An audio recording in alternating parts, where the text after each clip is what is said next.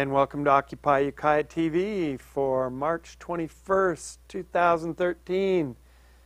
This is show number 26. My name is Charlie Vaughan.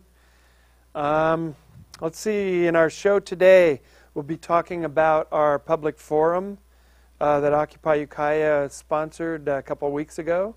We'll be talking about our fundraiser dinner and concert that we also sponsored. We'll be showing a couple videos, but we will be returning to the nuclear issue, and that should about do it. So to jump right in, our public forum that we had a couple weeks ago on March 10th, we had it at the United Methodist Church here in Ukiah, and we had a panel of speakers and we had the general public. The panel consisted of Chuck Morse, who is the Ag Commissioner for Mendocino County, Sarah Billig and John Rameli from Mendocino Redwoods Company, Adam Gaska, an organic farmer in Redwood Valley, Derek Dolan, an organic farmer and consultant in Redwood Valley, and Peter Good, a concerned citizen and also an Occupy Ukiah member. I thought the forum went pretty well. We had snacks and tea, and we could have had more people from the public. We had some lively discussion. We had some very interesting points of view brought up from both sides of the issue. And I think we did succeed in practicing civil public discourse, which is, I think, a lost art nowadays. We didn't resort to name-calling and yelling and screaming. There were some raised voices, there were some ruffled feathers, and that's all right. You know, that's reality. But we treated each other with respect, and we listened respectfully, and we listened. And I think that's what's mainly important. If when you speak in public, if you feel like you're going to be listened to, I think you'll speak more intelligently. If you feel like nobody's listening, then, you know, things sort of degenerate. So overall, I think it was a good event. In the future, we'll definitely have more forums. We'll try to publicize them better, see if we can get a better turnout from the general public. And then on the 17th of March, we had a fundraiser dinner and concert at the Saturday Afternoon Club.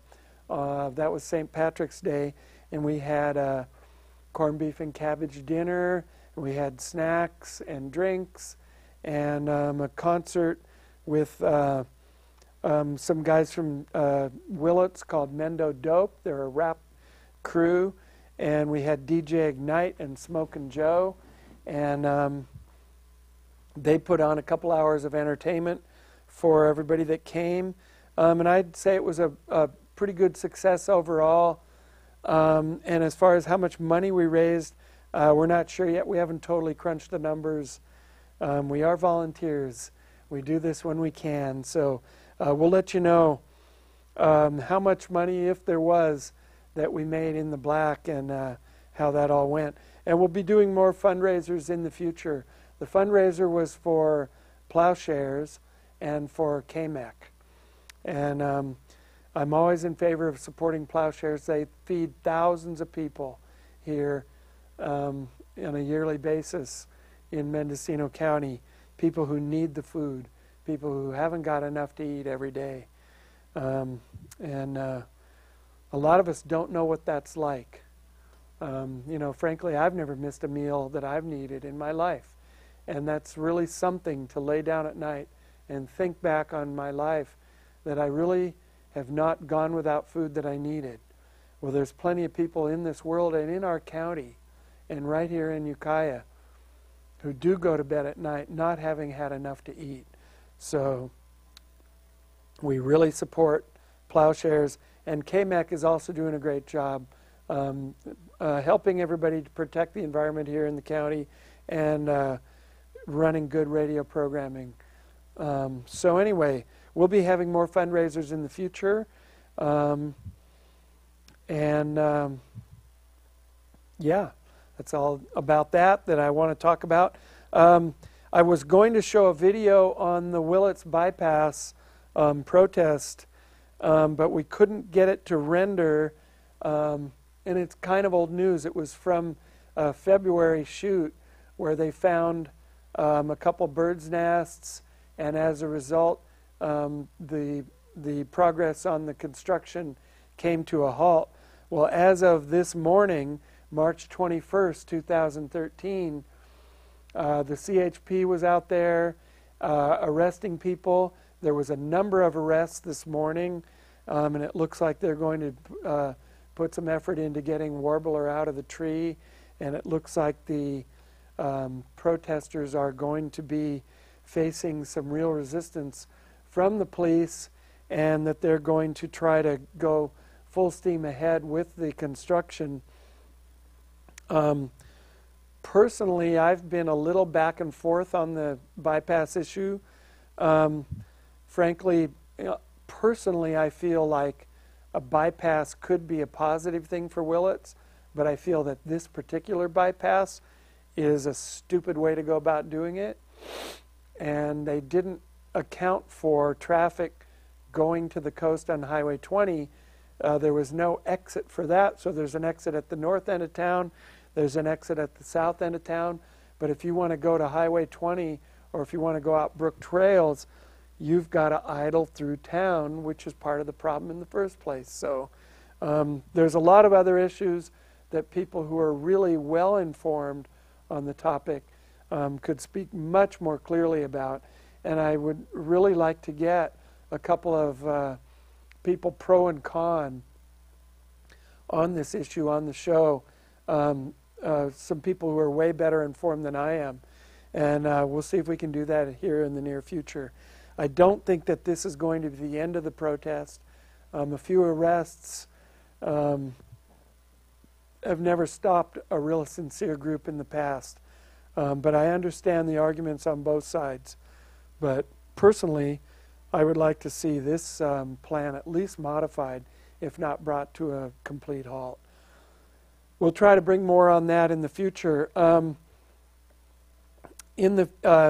If you want to follow what's going on with Occupy Ukiah, you can go to our website, occupyukiah.info, and there you'll see information about what we're up to in the future, what we've been doing in the past. You'll see archived TV shows. You will be able to listen to archived radio shows. You can see posters of future and past events. And it's always a good thing to check in on, put it on your bookmarks. And if you go to occupyukiah.info, there's also a link right below the main logo that gives you an email connection.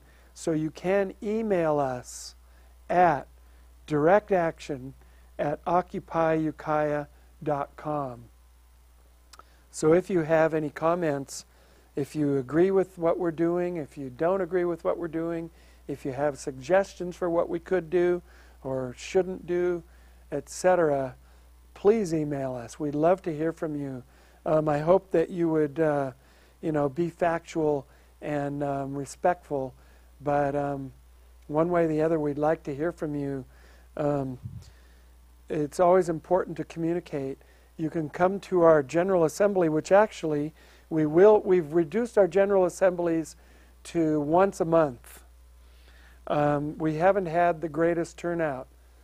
We're struggling for numbers, but we're not giving up. We are having a General Assembly on March 23rd, Saturday, 10 o'clock, Alex Thomas Plaza. There will be free tea and an open forum for conversation. You're welcome to come, join us for a cup of tea, and talk with us about what's going on in the world, what we're doing, what you're up to, what you'd like to see. And you can also go to the farmers market. It's right there at the plaza during the farmers market on Saturday the 23rd of March this month. And I don't know when the one in April will be, but we'll let you know soon. And then you can also come to our direct action meetings, at the MEC on Stanley Street, 5:30 Sunday afternoons at the MEC, every Sunday. Drop in and join us.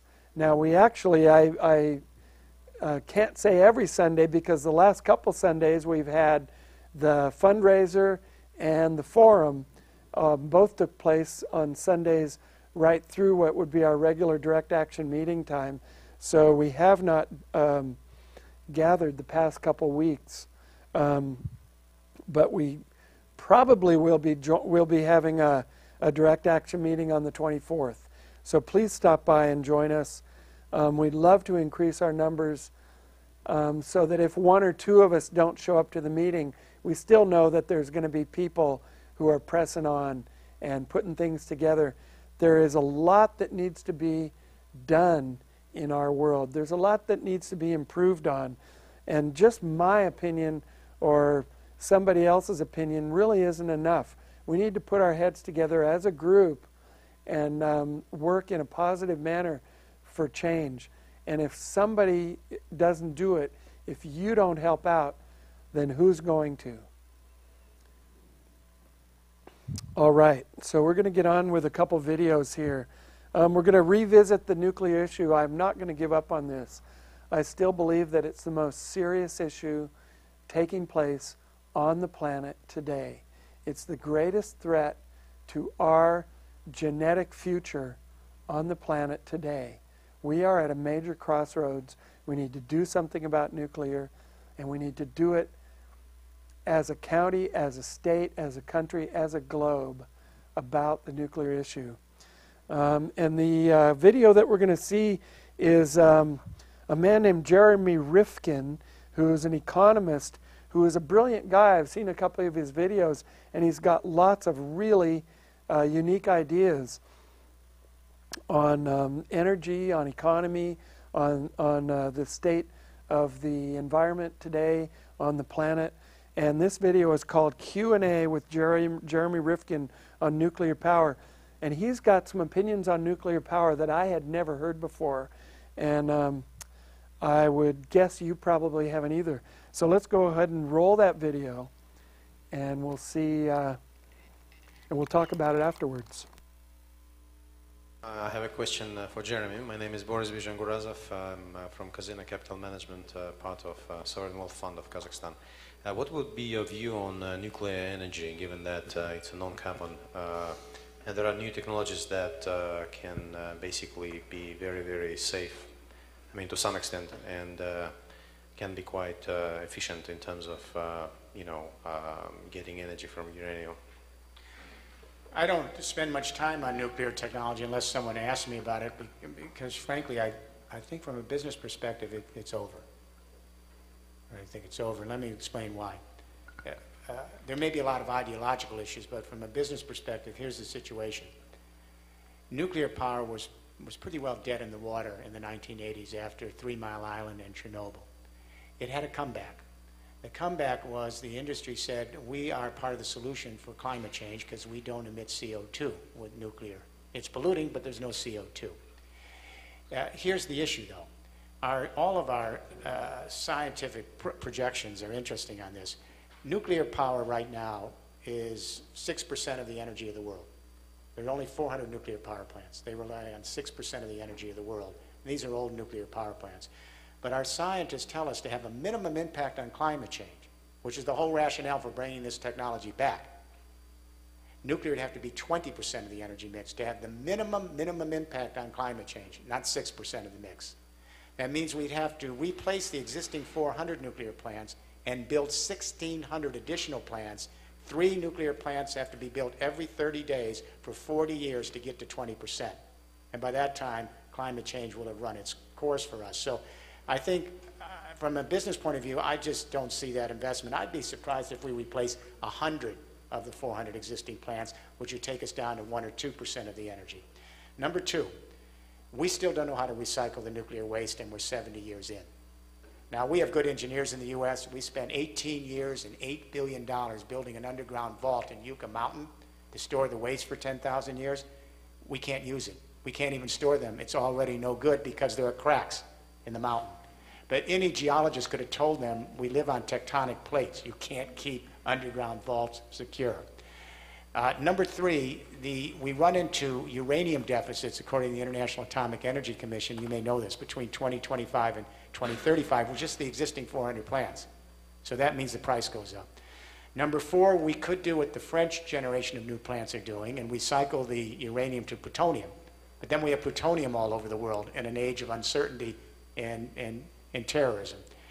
And then finally, and this is the big one that people don't realize, we don't have the water. Over 40% of all the fresh water consumed in France each year goes to cooling the nuclear reactors. It's almost 50% now. When it comes back, it's heated and it's dehydrating our agricultural and ecosystems, and it's threatening our agriculture.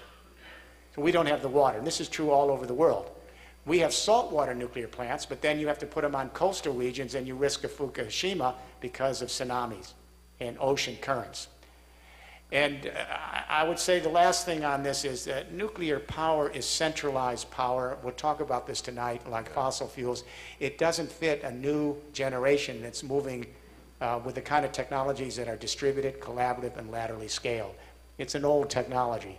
So it's no accident Siemens is out, Germany is out, Italy is out, Japan is now out, and I think with President Hollande's election, I met with him in the spring, they're moving toward a third industrial revolution model in France. I think I'd be surprised if nuclear has much of a life left. I don't think it's a good business deal. I agree with you.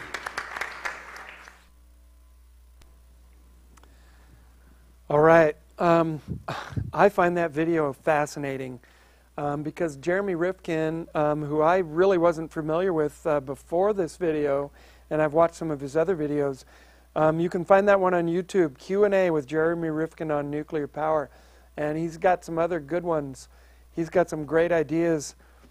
I thought it was pretty fascinating, though, that we've seen a lot of people who were really powerful activists for the environment went over to the side of pro-nuclear because they felt that it was the only thing that we could do to stop releasing so much CO2 into the atmosphere. And they said, you know, nuclear doesn't release CO2. And so a whole lot of people who had been anti-nuclear for decades suddenly switched sides and said we have to have nuclear to save ourselves. Well, the fact that nuclear only provides 6% of our energy on the total planet means it's actually not having much of an effect one way or the other. And in order for it to have this so-called positive effect on the CO2, we'd have to get it up to a minimum of 20%. That would be the minimum that it would have to be, which would be 1,600 reactors, he says. And that would be 3 reactors built every 30 days for 40 years. Can you imagine?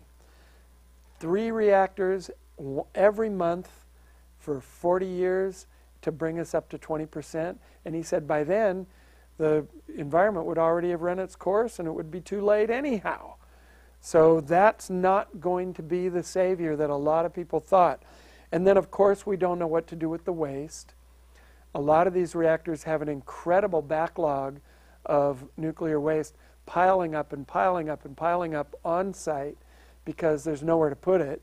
Like you said, Yucca Mountain was supposed to be the big savior, and we can't put it there. There is no place to put this stuff, and there's nothing that we know to do with it safely. So it piles up in the backyard, basically, of each of these nuclear plants. And then I'd never heard also how much water it takes to cool these plants.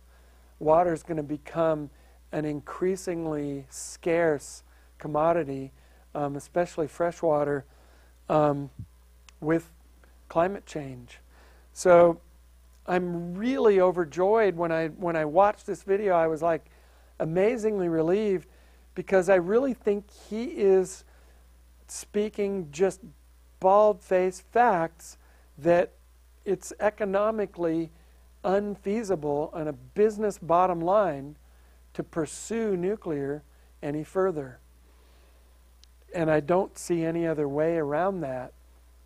which doesn't mean that the problem with nuclear is over. The problem of nuclear is still incredibly serious. It's still the most serious thing, in my opinion, threatening our environment and our genetic future. The most serious thing going on the planet, and it's something that we, as a race, have to do something about really soon, starting with Fukushima and continuing with each plant in our local neighborhoods and across the world. But I'm really thrilled with the idea that this is not going to be an industry that is growing. I think it's going to probably be maintained somewhere below where it's currently at, because as we've seen in past shows and as we're going to visit in the future, it's tied in with the military.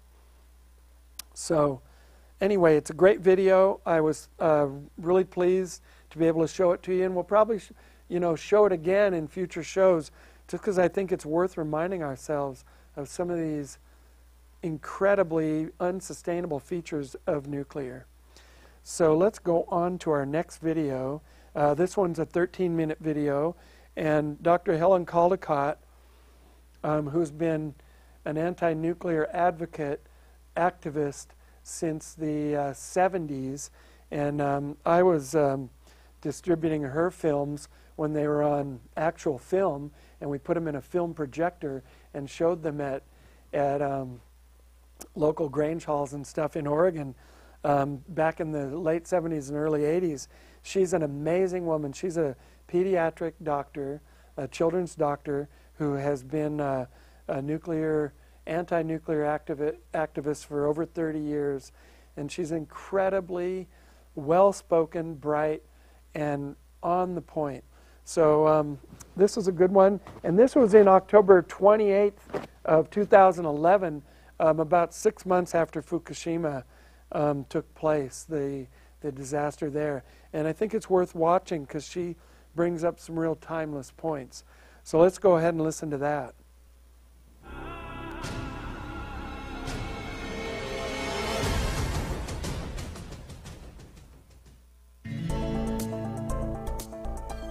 Today on Earth Focus, Dr. Helen Caldicott on Fukushima and the dangers of nuclear power.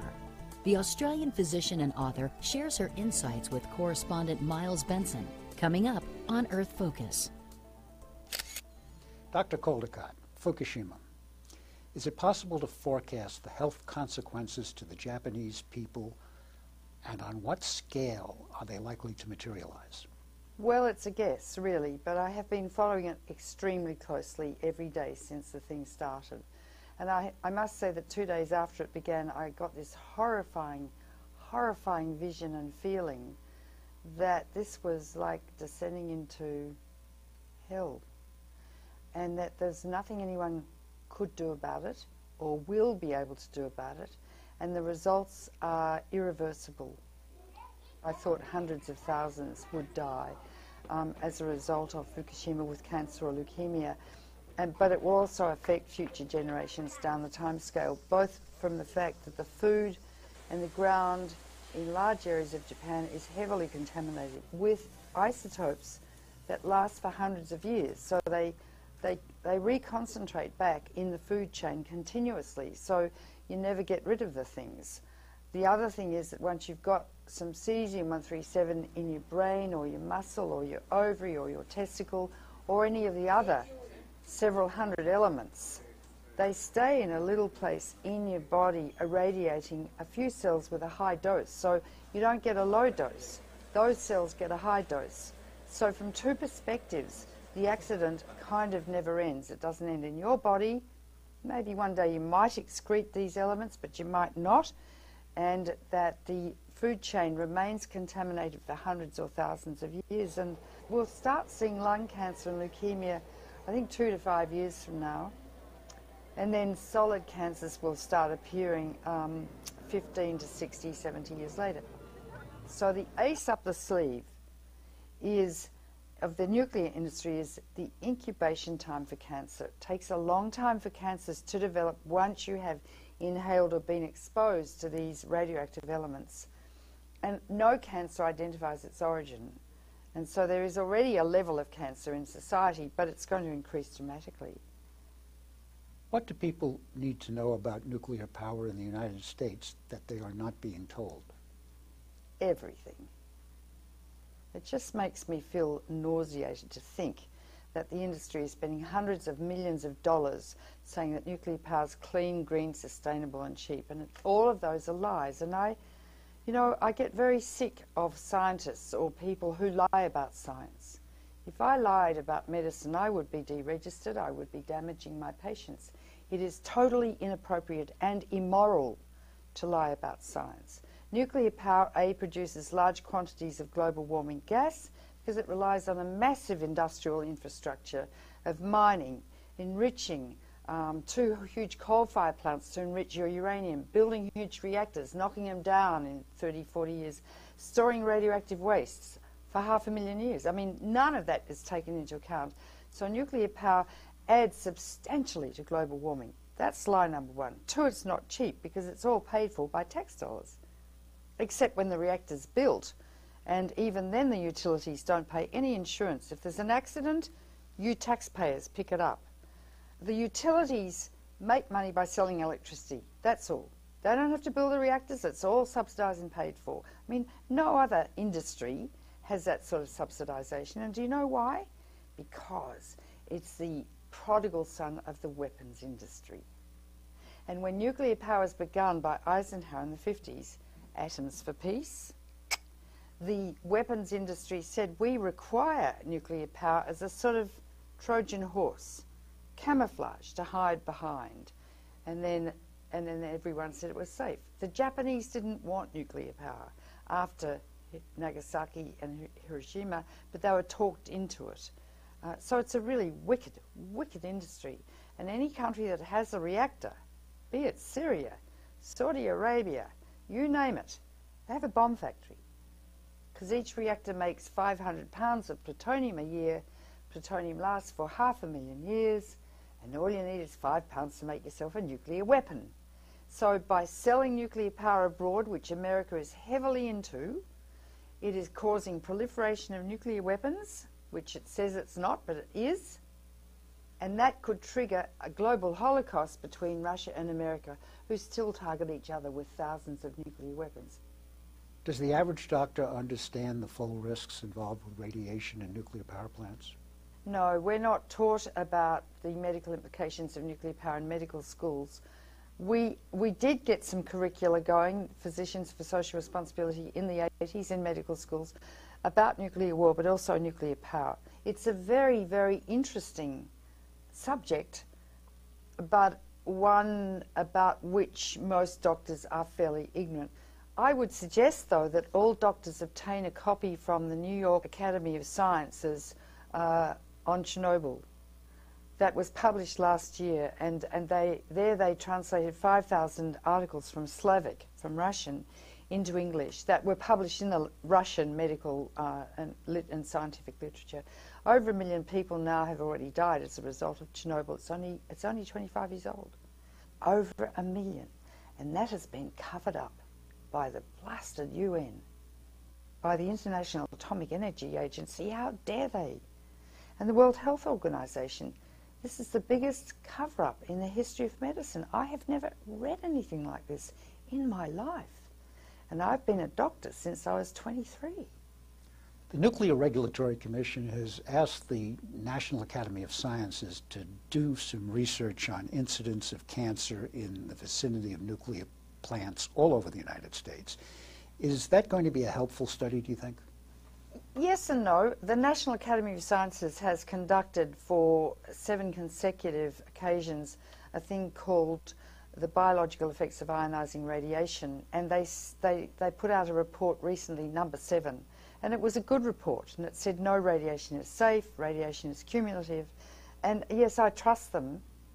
There's a huge push by the industry to prevent really decent research being done, but in a way it's unnecessary, because the German government, and the Germans are very precise with their data, examined I think 16 old reactors and looked at children under the age of 5 who lived within 5K of the reactors. And they had more than double the incidence of leukemia. Children are 10 to 20 times more radiosensitive than adults. More than double the incidence of leukemia and a high incidence of solid cancers. And the closer they live to the reactor, the higher the incidence of malignancy. Now that study is absolutely classical. You can't find any holes in it at all. And in a way, it doesn't need to be repeated. The data's there. It's not just cancer, it's deformed children as well, isn't it? If a fetus, a normal, genetically, chromosomally normal fetus, is exposed to a tiny bit of plutonium that lodges in its brain, developing brain, it can kill a cell that's going to form the right half of the brain or the left arm. That's called teratogenesis, damage of a normal fetus. It also, plutonium in particular, which is highly mutagenic, lodges in the testicles. It has a predilection for testicles, and it lodges next to the spermatogonia, the cells that form the sperm, the precursors. And it's an alpha emitter, highly mutagenic, so it can mutate genes in the sperm to induce genetic mutations and genetic disease down the generations. And it takes up to 20 generations for recessive mutations to express themselves. So we're talking about eons of time for expression of genetic disease. That's the second thing. The third thing is if the man's got plutonium in his testicles, and every male in the Northern Hemisphere has a tiny load in his gonads from weapons testing days, and plutonium is still falling out. And the man's cremated. The smoke goes up the chimney with the plutonium, so you can breathe it in, another man can, and it's ad infinitum because plutonium has a half-life of 24,400 years and lasts for a long time. But the other thing is that the body thinks plutonium is iron. It's an iron analogue. So it's stored in the liver where it causes liver cancer. It's stored in the bone marrow to produce hemoglobin in the red blood cells, but it causes leukemia or bone cancer. It crosses the placenta into the developing embryo, which lets nothing through it, incidentally, except plutonium and a few other nasties. It's stored in the testicle too. So it's a ubiquitous, really dangerous isotope. And from the time they discovered it in the Manhattan Project, they knew its dangers. Does plutonium come only from nuclear weapons testing, or is there a risk of it escaping from nuclear power plants as well? Routinely, power plants emit radioactive elements all the time. Tritium, they cannot prevent tritium escaping, highly carcinogenic.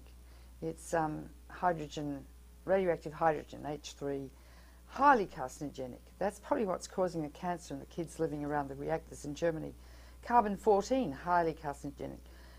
Xenon, krypton, argon are all emitted, and they say, oh, it's just routine. Like I could say, oh, you've just got a routine cancer, don't worry about it, that sort of thing. Plutonium doesn't escape until there is an accident, like a meltdown or an explosion, like Fukushima or Chernobyl. 3 Mile Island had a meltdown.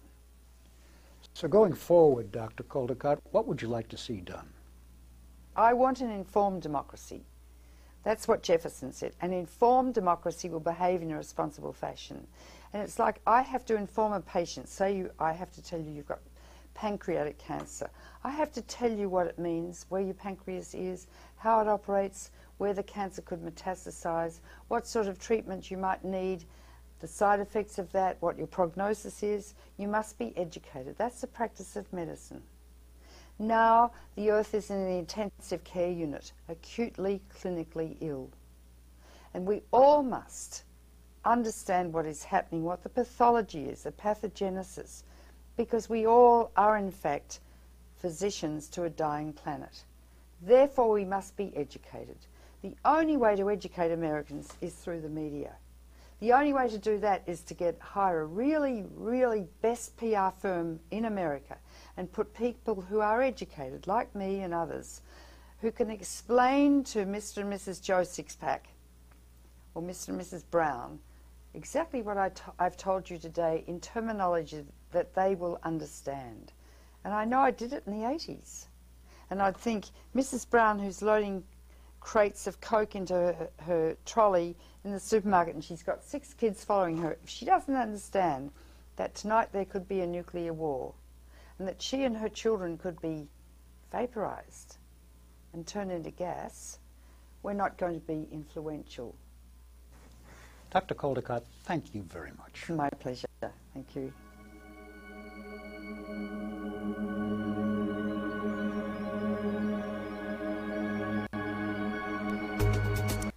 That's Dr. Helen Caldicott, and she's also a really difficult reminder, but a very important reminder of how serious nuclear energy is in the world. And to me, you know, I've had many people say, "Oh, you're hammering away at that nuclear thing again." You know, I've scared a lot of people away with conversations, you know, at parties or in the store or something. You know, we get onto the nuclear issue, and I scare them off. And they're like, you know, why are you so intense about it? I'm so intense about it because of what it can do to our future. And she talked about how the plutonium will accumulate in the testicles and actually go through the sperm, and it will start in the embryo, but it might take 20 generations to express those recessive genes. We are responsible right now, what we're doing, for our future generations, 10, 20, 30, 40, 50 generations down the line. If we survive that long, we need to try to clean up things as best we can, because we've already let an incredible amount of this stuff out into the atmosphere. And as she reminds us, it never goes away. 24,000 years for plutonium to survive and be deadly is a long, long time. So, you know, people say, oh, you know, I got an X-ray, I'm fine. Yeah, I flew in an airplane and got, you know, the radiation dose, I'm fine. You know, oh, Fukushima happened, look at me, I'm fine. It's over there, we're over here. But the point is every little bit that you let out into the environment, or every big amount, does not go away. All it does is add to it. It's just like your clean white shirt and somebody's sprinkling dust on it or throwing dirt clods or spraying paint on it. Every little bit, suddenly you look down at your shirt, it's not a clean white shirt anymore. But you can't point to any one of those things that say, oh, that ruined my shirt. Basically, we've got to turn the tap off, or we're going to flood our environment with too much radiation for life as we know it to survive properly.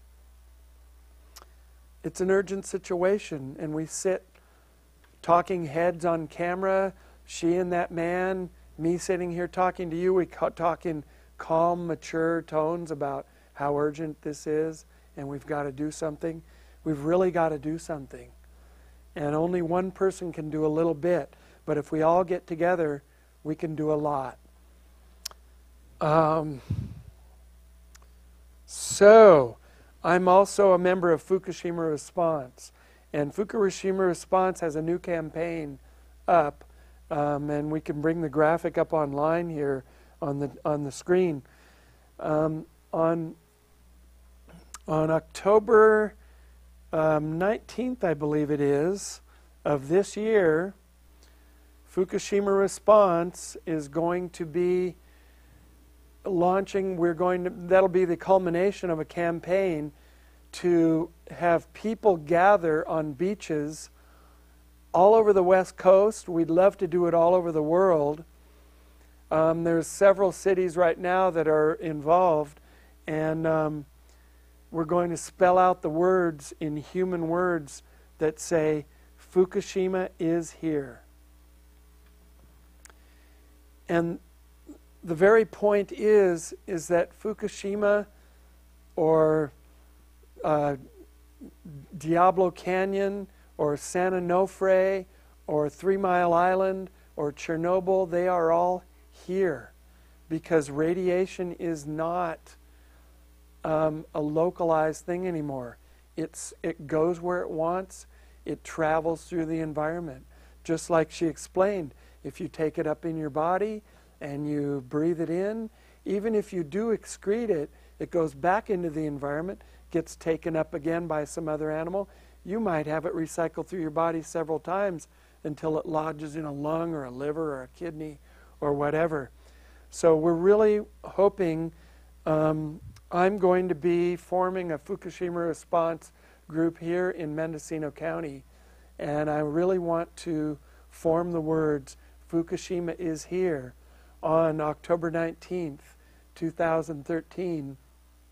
And on that day, we'll probably have a potluck, and we might show some videos, we might celebrate, we might mourn, but we want to get plenty of people out to spell out those words. And why are we going to do that? What is a bunch of people standing on the beach spelling these words out going to actually accomplish? It actually, in and of itself, will not accomplish anything. But what will it do? It will bring it to people's minds. It'll put it in your eye, it'll put it in your brain, and it will give people the idea that Fukushima is here. And it's kind of a sad state of affairs that we've got to wait till October 19th, but that's kind of how long it takes to get enough people together to plan things like this. We're hoping that there's not another big earthquake or tsunami that takes place in between now and October 19th. So we do the best we can. We take baby steps, one foot after the other. And we're just trying to remind ourselves that this work is very important.